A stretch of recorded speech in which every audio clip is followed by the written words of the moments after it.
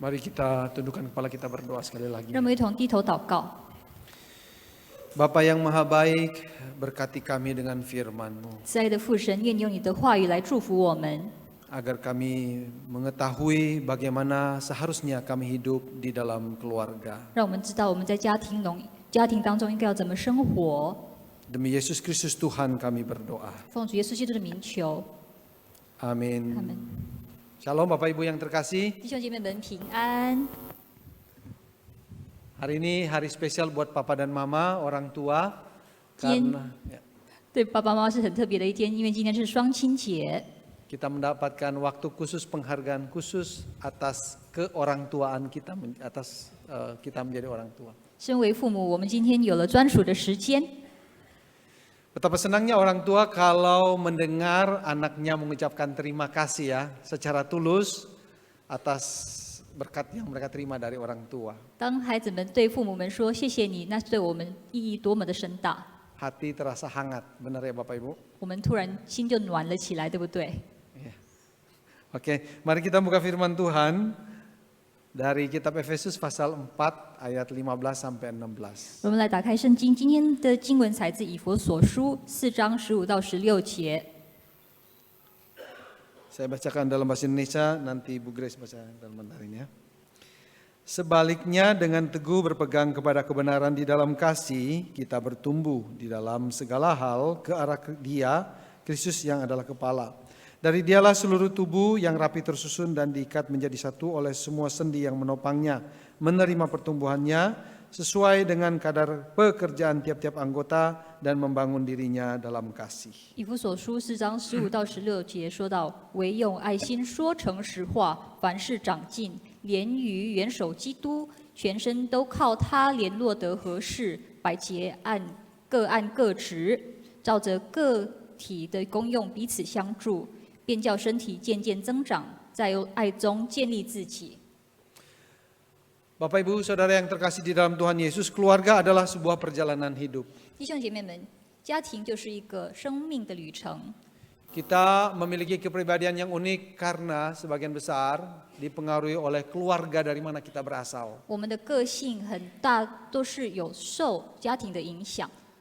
Dan di dalam kehidupan ini Mazmur 90 ayat yang ke-10 khususnya Musa menulis bahwa umur kita dalam hidup kita ini 70-80 tahun dan kebanggaannya adalah apa kebanggaannya Bapak Ibu? Kebanggaannya adalah kesukaran dan penderitaan. 弟兄姐妹们，在诗篇第90章10节说，摩西有说，我们一生年日是70-80岁，但其中所经夸的不过是劳苦愁烦。 Jadi kebanggaan kita di dalam keluarga pun sama seperti yang ditulis oleh Musa, kebanggaan kita hidup di dalam keluarga kita itu adalah kesukaran dan penderitaan. 那在家庭中，我们经夸的又是什么呢？也只不过是劳苦愁烦。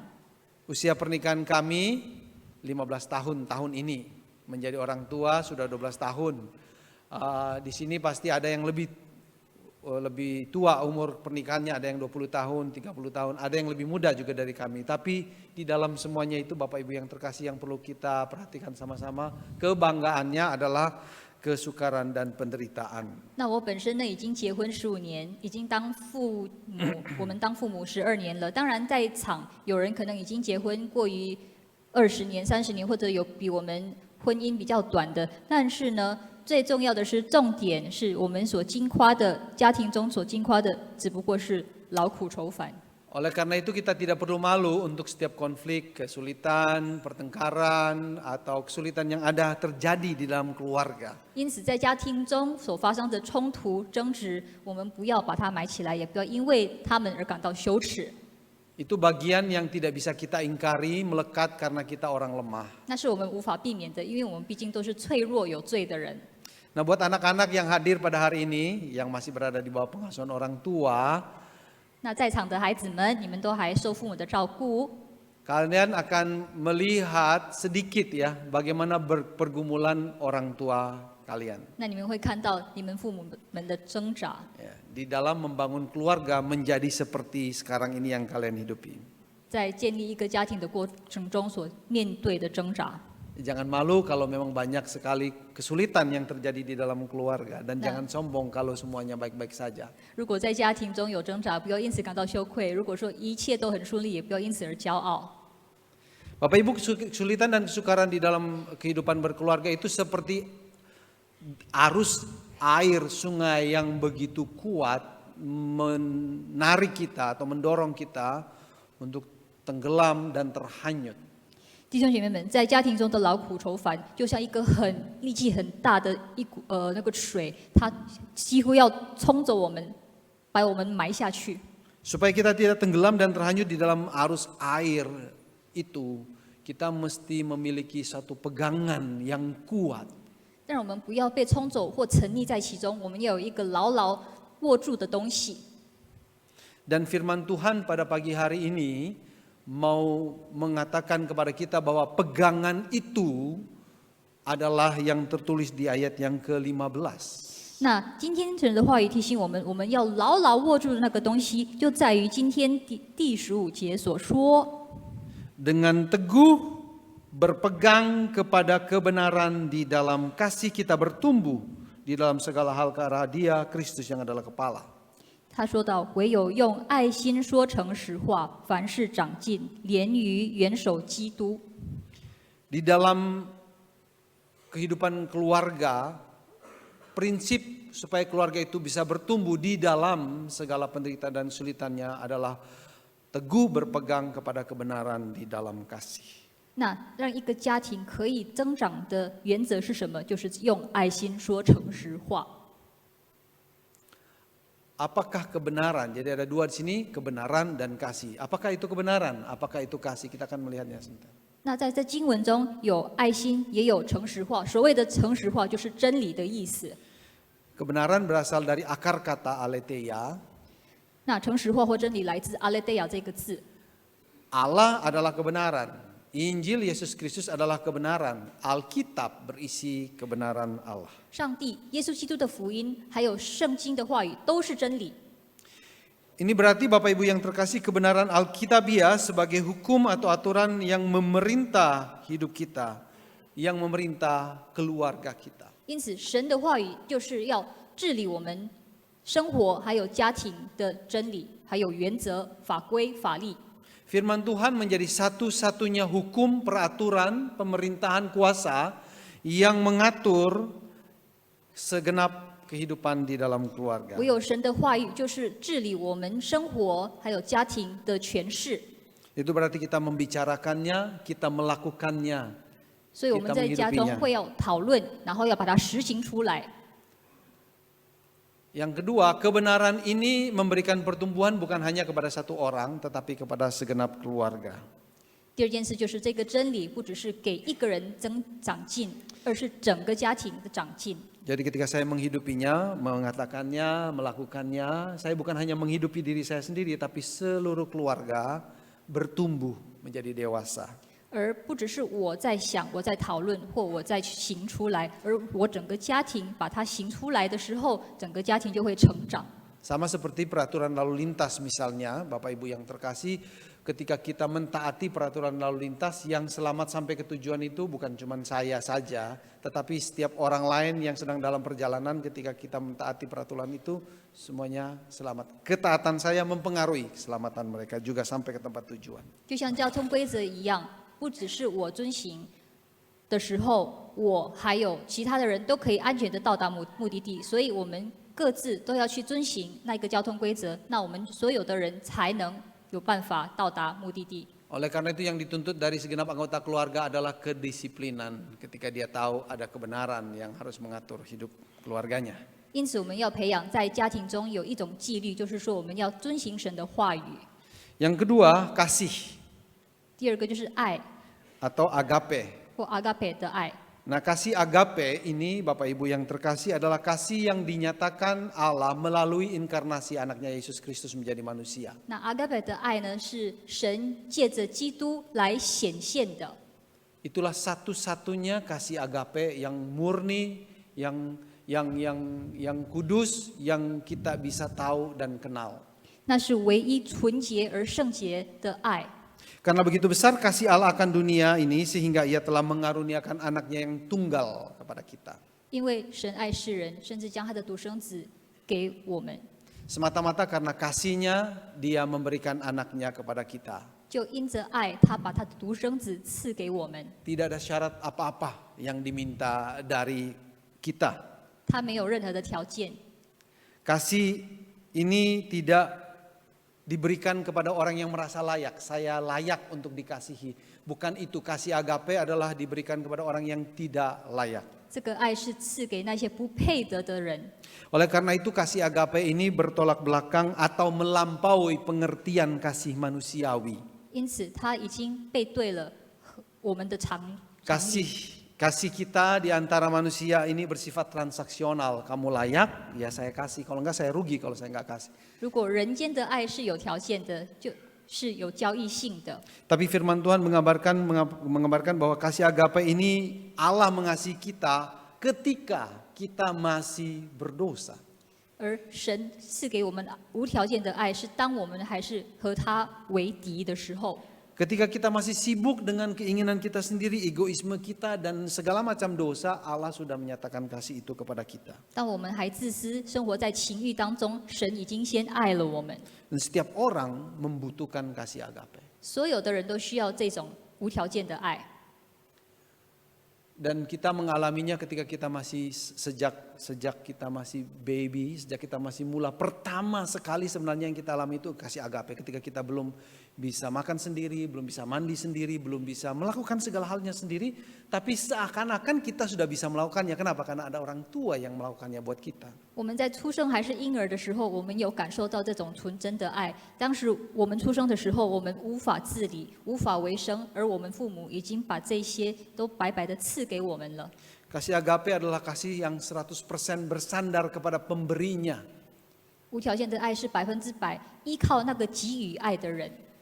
Kebenaran dan kasih atau berpegang teguh akan kebenaran di dalam kasih inilah yang kemudian yang menumbuhkan kita di tengah keadaan yang tidak ideal. 这用爱心说成实话，是让我们在所有的困境当中，还是仍然可以长进。 Kebenaran dan kasih ini seperti otot dan tulang yang kuat yang menopang tubuh kita. 爱心和真理就像骨骼和肌肉，支持我们的身体。 Kebenaran atau hukum itu seperti tulang dan kasih itu seperti otot yang membungkus tulang.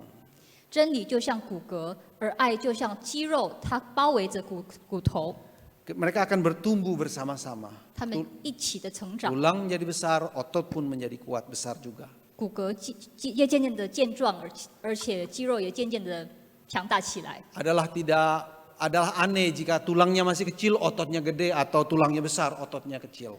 如果骨骼大、肌肉小，或肌肉大、骨骼小，那就会有很怪的现象。 Oleh karena itu kebenaran tanpa kasih hanya akan menjadi hidup itu brutal, rigid, dingin. 因此，如果只有真理没有爱，生活就会变得比较残酷、冷漠。 Sebaliknya kasih tanpa kebenaran membuat hidup itu semau gue aja, kekanak-kanakan. 而如果没有真理，只有爱的话，那我们的生活就很放纵、很幼稚。 Tidak akan bertumbuh menjadi dewasa. 我们就无法成长成为一个成人。 Oleh karena itu kebenaran dan kasih harus berjalan bersama-sama, saling menopang, saling mengisi, saling memberikan arti. 因此，真理和爱是要相辅相成。 Oleh karena itu sangat beralasan sebenarnya ketika Alkitab mengatakan kepada kita supaya kita bersandar pada kebenaran dan jangan hanya bersandar pada pengertian kita sendiri. 因此，圣经就告诉我们，不要依靠自己的聪明，而要仰赖真理。 Amsal pasal 3 ayat 5-8 menulis, percayalah kepada Tuhan dengan segenap hatimu dan janganlah bersandar kepada pengertianmu sendiri, kepada kebenaranmu sendiri. Akuilah dia dalam segala lakumu, maka ia akan meluruskan jalanmu. Janganlah engkau menganggap dirimu sendiri bijak. Takutlah akan Tuhan dan jauhilah kejahatan. Itulah yang akan menyembuhkan tubuhmu dan menyegarkan tulang-tulangmu. 所以就如箴言所说，你要专心仰赖耶和华，不可依靠自己的聪明，在你一切所行的事都要认定他，他必指引你的路。不要自以为有智慧，要敬畏耶和华，远离恶事。Dalam kehidupan keluarga kita, Bapak Ibu yang terkasih, seringkali kita bersandar pada pengertian kita sendiri, kebenaran kita sendiri. 很多时候在家庭当中，我们都是依靠自己的聪明，而不是靠神的真理。 Pengertian kita sendiri itu mengacu kepada kebiasaan atau tradisi keluarga kita yang sebelumnya. 自己的聪明就是在我们原生家庭的习惯。 Keluarga orang tua kita, waktu kita masih menjadi anak di bawah pengasuhan orang tua kita, ada tradisi kebiasaan yang terus berulang selama berpuluh-puluh tahun, itu bisa menjadi kebenaran pengertian kita sendiri di dalam membangun keluarga yang baru. 那所谓的自己的聪明，就是在原生家庭已经几十年建立的习惯，然后我们可能把它当作真理带到我们的新家庭里面。 Jika kebenaran kita sendiri yang kita praktekkan di dalam keluarga kita, maka yang terjadi adalah kasih itu bisa keliru. 如果我们靠的是自己的聪明，那我们在家庭里的爱有可能是错误的。 Kita mulai menerapkan kasih yang bersyarat. 我们开始实行有条件的爱， Lalu kemudian ada favoritisme di dalam keluarga, mengasihi anak satu lebih daripada anak yang lain. 可能也会出现偏心的迹象。我们比较爱一个孩子，而就忽略了另外一个孩子。 Nah, saya pun di dalam kehidupan saya sebagai suami, orang tua, papa, juga mengalami hal seperti ini. 说实话，身为父亲和丈夫，我也是有同样的错误。 Terjadi tabrakan antara kebenaran Allah dengan kebijakan atau kebenaran saya sendiri yang saya ambil dari kebiasaan di keluarga saya yang lama. 在我本身，神的真理和我自己的聪明有了冲突，因为我有带着我原生家庭的真理。 Sebagai orang percaya yang sungguh-sungguh mengikuti Yesus, ini pasti terjadi di dalam keluarga kita. 身为信徒，这一定会发生在我们的家庭当中。 Saya lahir di dalam sebuah keluarga yang sangat tradisional, di mana mama itu masak pinter, mengurus anak perfect. 我出生在一个非常传统的家庭，所以我妈妈又会煮菜，又很会照顾孩子。 Baju dia atur, nyuci, mengatur semuanya lah. Jadi anak itu taunya beres, makanan sudah ada semuanya. 洗衣做菜样样行，所以我只知道说我只要一睁开眼睛就有东西吃，永远不用担忧。 Setelah saya menikah, saya mengharapkan ekspektasi istri saya juga demikian. 那我结婚之后，我也希望我的妻子是一样的。 Saya mengharapkan dia melakukan apa yang mama saya lakukan. 我盼望我的妻子像我母亲一样那么能干。 Dan setelah menikah, ternyata ekspektasi saya enggak terjadi. 那结婚了之后呢，我的期望没有被达到。 Dia tidak seperti mama saya, dia tidak segesit mama saya, dia tidak sekuat mama saya, dia beda. 他不像我母亲那么利落， Akibatnya saya merasa tidak disayangi. 因此我觉得我没有被爱。 Karena di dalam pemahaman saya, kalau saya dikasih, rasa sayang itu terlihat dari, oh dia mengurus semuanya ini. 因为在我理解当中，如果他爱我，他会治理、料理我一切的需求。 Tapi tidak terlihat, dia punya cara tersendiri di dalam mengasihi saya, tapi itu kelewat. 但是不一样，他爱我的方式不一样，因此我忽视了。 Jadi saya merasa tidak disayang dan ini membuat saya kok maksudnya Tuhan menyatukan kami dan menikah kok dia nggak bisa sayang saya the way saya inginkan gitu. 所以我就很好奇，神已经在婚姻中让我们结合，为什么我没有得到我想要的那种爱呢？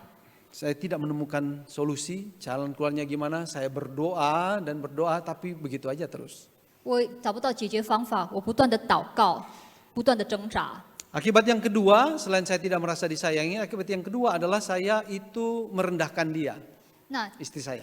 既然不被爱，第二个错误就是我轻视了我的妻子。 Saya tidak menghargai semua usaha-usaha dan jerih lelahnya, pengorbanan yang dilakukan itu nggak saya lihat semuanya. 我不珍惜他的辛劳和牺牲， Dan kemudian di dalam semuanya itu saya memakai bahasa sarkasme.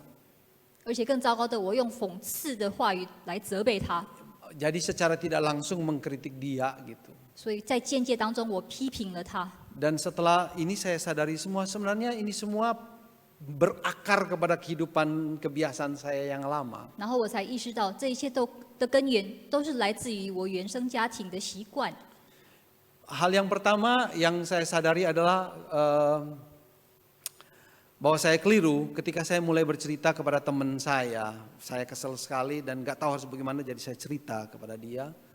第一次我意识到我有错，就是我跟我的好友来投诉的时候，我发现 Ketika saya berkeluh kesah kepada dia, saya mendengar sendiri saya berbicara, tetapi yang saya dengar adalah kata saya yang berulang-ulang. 我和他分享的时候，我一直听到的句子是我，不断的重复。 Saya menyadari ada yang salah dengan cara saya mengartikan cinta. Karena yang saya pelajari di dalam Alkitab, sayang itu memberi, love is giving kan. Tapi ketika saya menceritakan, seakan-akan saya minta.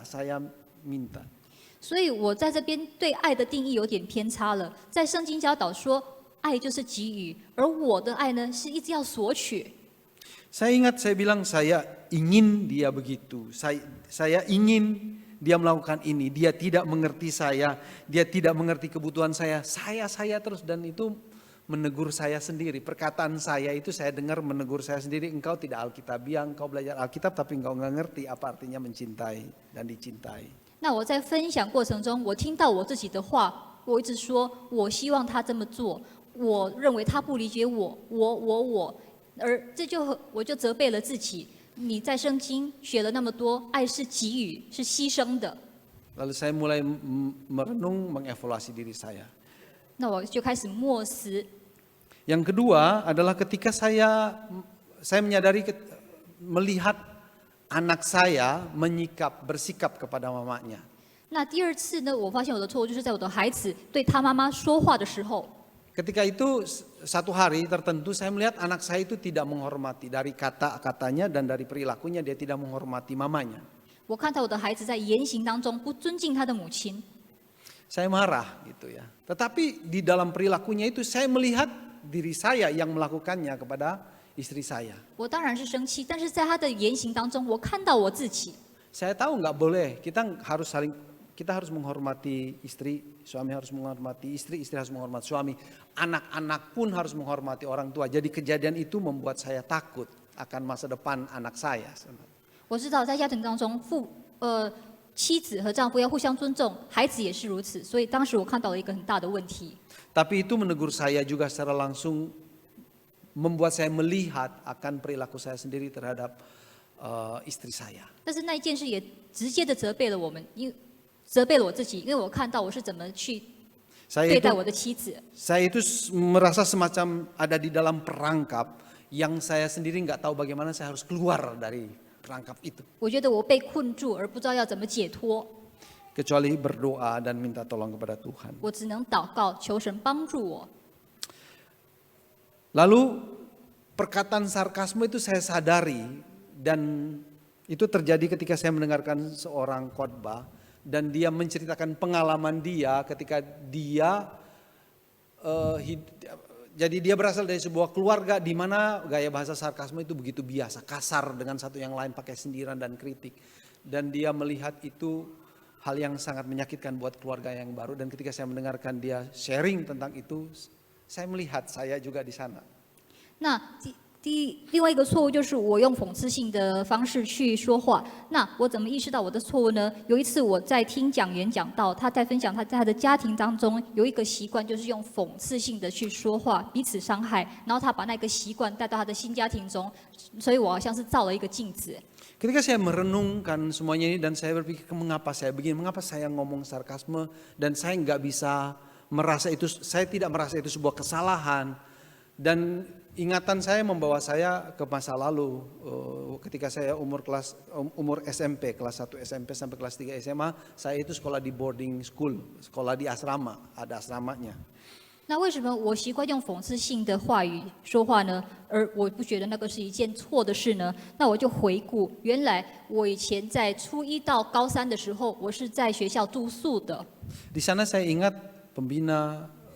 pemimpinnya sering memakai gaya bahasa seperti itu untuk menegur anak-anak yang nakal supaya anak-anak itu malu dan kemudian sadar akan kesalahan. Dan lambat laun itu menjadi kebiasaan kami juga, anak-anak di sana, untuk ngomong kebiasaan biasa gitu.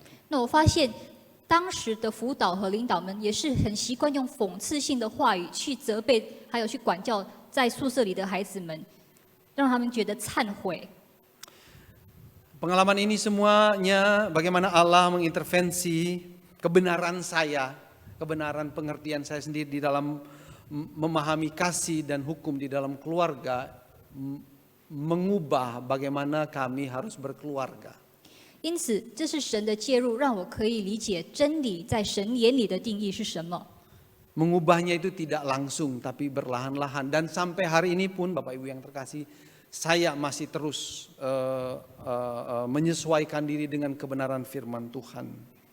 那个神责备我，还有改变我的方式，并不是直接的，而是渐渐性的。而到现今，我还是在那个过程中。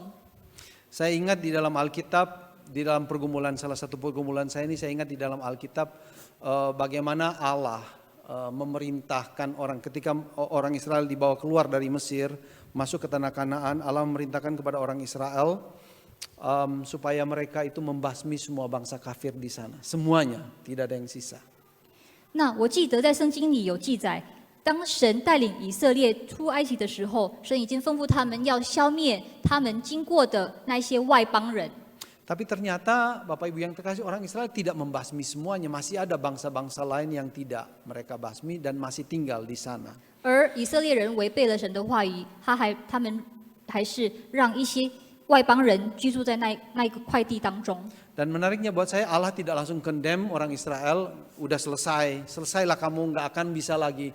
Tetapi yang menarik di situ, Allah semacam memodifikasi perintahnya, lalu dia mengatakan bahwa keberadaan bangsa asing atau kegagalan orang Israel di dalam mengusir bangsa asing akan menjadi pencobaan buat mereka untuk menguji iman mereka. 而神没有当场处罚他们，反而他改造了他的命令，他把他们的失败变成未来的一个试炼。 Atau dengan kata lain, kegagalan orang Israel itu menjadi the means of grace, ketidaktaatan mereka dan penderitaan akibat yang mereka alami, akibat itu semua menjadi alat di tangan Tuhan untuk membuat mereka itu semakin melihat kebaikan dan anugerah Tuhan. 所以他们虽然没有遵行神的话语去灭除那些外邦人，神使用了那个失败，让以色列人在未来的时候当中看到神的同在和神的保守。 Saya melihat itu di dalam keluarga kami, di dalam hubungan saya dengan istri saya. 这也让我看到了神在我和妻子当中的关系。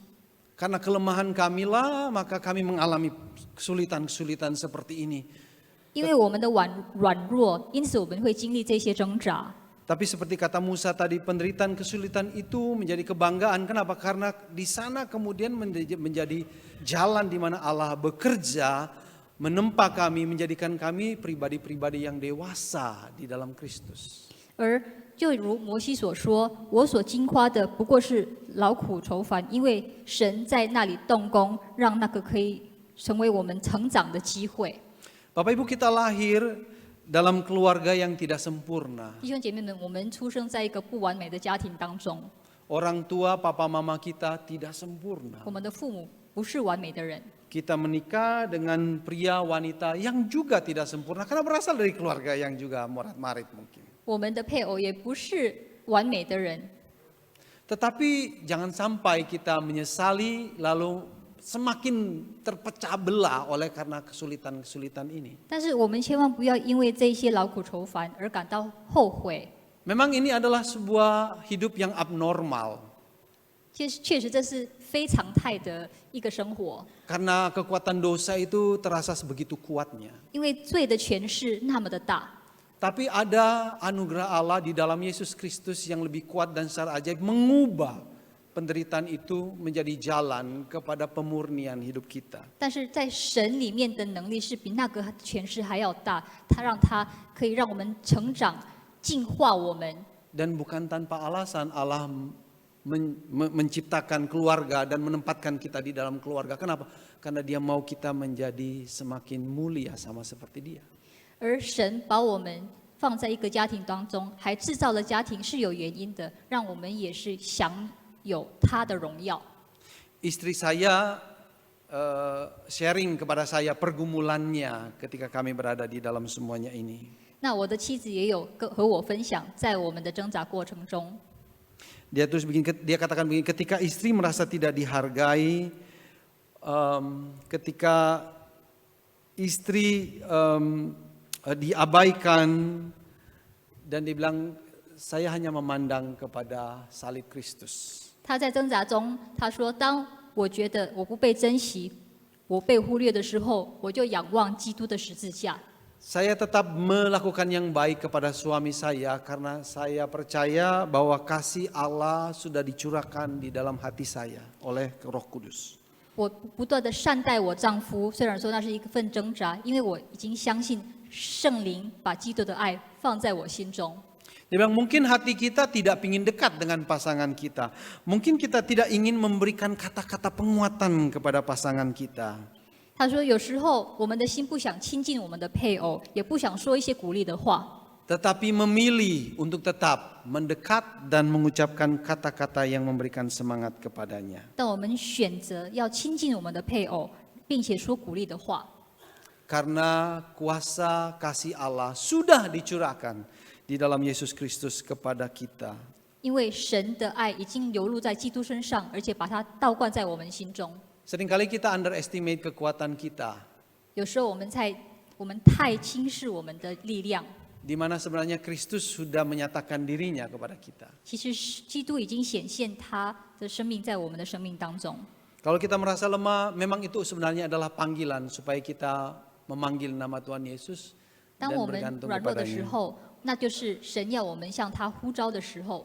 Itulah sebabnya mengapa kita terus berbuat atau mentaati firman Tuhan, berbuat baik, mentaati firman Tuhan walaupun keadaan perasaan kita tidak mengizinkan kita melakukan itu semua. 所以有很多时候，我们虽然心情不好，不想去善待别人，但是因为我们知道神已经先爱了我们，因此我们善待别人。 Di ayat ke-16 bagian terakhir ditulis menerima pertumbuhannya sesuai dengan kadar pekerjaan tiap-tiap anggota dan membangun dirinya dalam kasih. 那在16节说到，全身都靠他联络得合适，百节各按各职，照个体的功用彼此相助，便叫身体渐渐增长，在爱中建立自己。 Papa dan mama, orang tua, suami harus terus melakukan kebenaran yang dia percayai itu, walaupun keadaan perasaannya yang terjadi di dalam keluarga melawan semuanya itu, karena dengan melakukan itu menunjukkan kita beriman dan dari sana kita akan mengalami pertumbuhan. 借着在神里面的信心和爱心，虽然我们心情不好，想违背神的指令，但是借着神的恩典，我们还是遵行他的真理和话语。 Sebagai renungan buat kita semua, Bapak Ibu yang terkasih, ketidakharmonisan apa, percekcokan apa yang masih kita gumulkan di dalam keluarga kita hari ini. 那让我们反思一下，在家里有什么不和谐和冲突，还是仍存在我们的家庭里面？ Jangan malu, jangan takut untuk mencari orang yang bisa kita percayai dan cukup bijak untuk menceritakan itu. 那我们需要寻找一个人可以分享那个冲突和挣扎。 Saya mengerti kita berasal dari kebiasaan tradisi di mana kita berusaha menyembunyikan kelemahan, kekurangan kita. Tetapi sebenarnya di dalam Kristus dan di dalam iman kita, kita tahu bahwa semuanya itu adalah apa yang kita terjadi sebagai akibat kita orang berdosa. Oleh karena itu kita harus berani juga untuk menceritakan kepada orang yang kita percayai. 我知道在我们的文化当中，我们试着去盖住我们的弱点，而在主里，我们应该有勇气去和其他人、我们信任的人分享我们的软弱。 Kita berdoa dan mencari akar masalah dari setiap ketidakharmonisan atau konflik yang terjadi di dalam keluarga. 我们要踏出一步，祷告，寻找那个问题的根源在哪里。 Baca firman Tuhan sendiri bersama-sama walaupun kayaknya nggak mau. Bacalah firman Tuhan, renungkan itu dan Tuhan akan memberikan jalan keluar dan kekuatan. 虽然我们不想，每天我们还是要来到神的面前读经祷告，神会赐给我们力量和智慧。 Sebuah lagu menutupi renungan kita pada siang hari ini, berkat bagi keluargaku. 那我用一首歌来总结今天的分享。 Pusat kehidupan keluarga bukan anak, bukan suami atau istri, tapi pusatnya adalah Tuhan, firman Tuhan. Karena itu yang menumbuhkan. Dan oleh karena itu melihat kelemahan-kelemahan kita, hanya Tuhan yang bisa memberkati kehidupan kita. 我 Mari 们 kita 家庭 menyaksikan. 的中心不是孩子，而是神，他知道我们的软弱。 Kiranya Tuhan berkenan memberkati rumah keluarga kita. 愿神祝福我们的家人。 Kita nyanyi sama-sama. 我们一同合唱。 Kiranya Tuhan berkenan memberkati rumah keluargamu, berkati rumah keluargaku. Apa yang telah Tuhan berkati, diberkatilah untuk selalu. Sekali lagi, kiranya Tuhan berkenan memberkati rumah keluargaku. Kiranya Tuhan berkenan memberkati rumah keluargaku di tengah apa yang telah Tuhan berkati, diberkatilah untuk selamanya. Sebab Tuhan melindungi, Tuhan menyinari dengan wajah-Nya, memberi kasih karunia, damai sejahtera. Tuhan Yesus berkati. Mari kita sama-sama bangkit berdiri, kita katakan sebab Tuhan melindungi.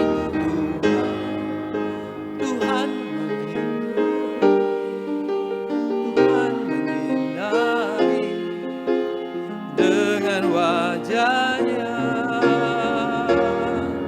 memberi kasih karunia, damai sejahtera. Tuhan Yesus berkati. Kita berdoa. 让我们一同祷告。 Ya Tuhan, kami melihat pergumulan demi pergumulan yang terjadi di dalam keluarga kami karena kelemahan kami akibat dosa. 主啊，我们看到因脆弱和罪，我们在家庭中发生的冲突， Tapi kami tidak mau berputus asa. 但是我们不绝望， Kami mau tetap berharap karena Allah yang kuat dan setia tidak pernah meninggalkan kami. 我们仍然有盼望，因为你那忠实而有能力的神不断地陪伴着我们。 Beri keberanian kepada kami untuk melihat pergumulan di dalam keluarga kami sebagaimana apa adanya. 主啊，求你给我们力量，实实在在的看到我们在家庭中发生的争执， Dan mengundang Allah di dalam kuat kuasa dan belas kasihan-Nya sebagaimana apa adanya ikut campur dalam keluarga kami. 也实实在在的让神参与我们家中。 Dan pada akhirnya kami boleh berbangga oleh karena penderitaan kesulitan yang kami alami di dalam keluarga. Karena itu menempa kami menjadi dewasa di 而 dalam 且 kehidupan. 我们可以惊夸我们家庭中的劳苦愁烦，因借着那一些，我们家庭被锤炼，而且得以成长。 Kasihanilah kami, tolonglah kami, pimpin kami, dan topang keluarga kami. 主啊，求你怜悯我们，支持我们，帮助我们。